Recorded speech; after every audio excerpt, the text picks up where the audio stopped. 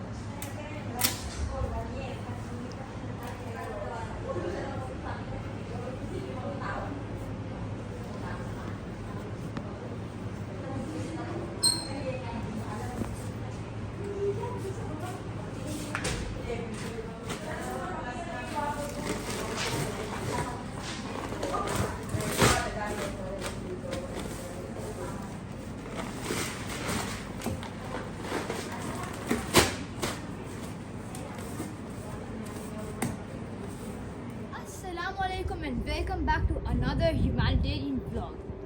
Pakistan has been hit by one of the worst humanitarian crises in its history. 1/3 of the country is underwater.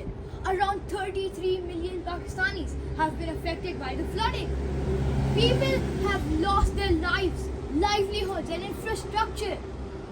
Here I am at Pakistan Association Dubai to volunteer in flood relief campaign. I request everyone to come forward and help us provide urgent humanitarian assistance to the flood victims in Pakistan. Thank you. पूरा नहीं उठाया जाएगा आपसे।